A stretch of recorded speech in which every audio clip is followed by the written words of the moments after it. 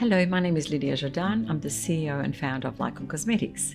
I was born in former Yugoslavia. My father was a cosmetic chemist. He had a beauty salon. He was a beauty therapist. He did a lot of acne treatments and electrolysis.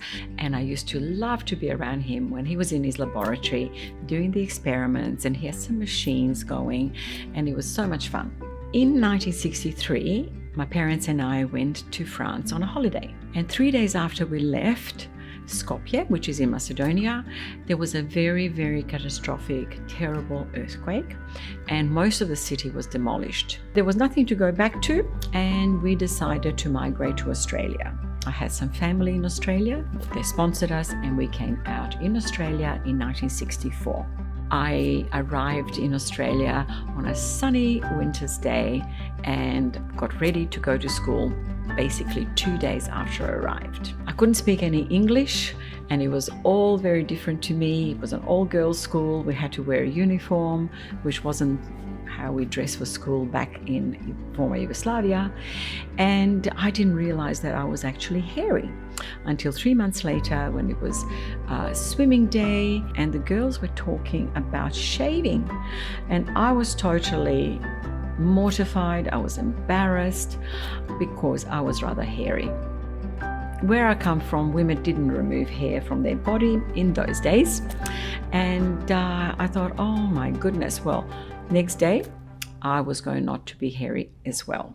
So in secret, I actually used my father's razor. So I ended up with rather prickly legs. And I thought, why does anyone want to do this when you have such prickly hairy legs? When you go to bed with the sheets there, it's catchy and it's very uncomfortable. Now, a few years later, I was doing my final year of school. I was 18, and I was reading the American magazine 17, and they were talking about different types of hair removal. I knew all about those, but the fifth one they talked about was waxing. And that was extremely interesting to me because waxing was supposed to produce regrowth that wasn't prickly, that lasted much longer. And I came across one particular book that had a formula for a depilatory wax. So I found this formula, and the only ingredient that my father didn't have was pine resin. So I rang a couple of companies, and one of them actually sold pine resin. So I got a sample and I used that exact formula from that book that I found, and I made up my own wax. Then I waxed my legs regularly every 4 to 6 weeks, and I've never looked back. It was so easy, not painful, and there was absolutely no problem at all. In those days, I really never imagined that I would create a business around wax. And 10 years later, when I was already married and had 2 children, I became a beauty therapist, and I got a position with a beauty salon in Brisbane where I did a lot more waxing. I still didn't think that I was going to make a business out of this wax that I was using on myself for the past 10 years. So in 1978, I opened up my own salon, which was at home, and I started to make the wax in slightly bigger quantities on the kitchen stove to use on my clients. Now, the industry in those days was very young. There were not many salons in Brisbane, but I discovered that there was a much bigger industry in Sydney, and they had a lot of conferences where beauty therapists could go to learn about all kinds of things to improve our knowledge and gain a lot more experience so that we knew better what to do with our clients. And I discovered that people were bringing different products that they were making as well to show to the industry. And next time I went along, I took my wax in a very ordinary pot. There wasn't much around in 1978. You couldn't get special wax heaters, so I used a chips fryer. And before I knew it, I had inquiries from all over Australia, salons who wanted to buy my wax, and I also got inquiries from New Zealand, New Caledonia, because those people came to the Sydney conferences as well. With all the inquiries that came from New Zealand, New Caledonia, and all over Australia, I felt that Lydia's Wax was not quite the right brand.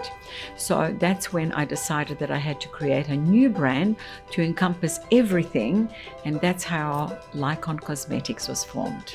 After 10 years, it got far too much working from home. We needed bigger premises, and I moved to an area in Brisbane that's called West End. And that over time grew to a much bigger place than initially. It grew to 3,500 square meters. So I was there for 30 years, and then it was definitely too small. I had to get some premises around the corner and a little truck to just kind of move all the pallets of wax and all the skincare products to a dispatch area around the corner. We were really struggling for room, and fortunately the most wonderful property came up in Brisbane in an area called Pinkenba, and we now have 7,500 square meters. The production, all the R&D is done here, right here. We have an in-house chemist. We work very closely together. We do all the testing at work. These days there's about 30 different waxes.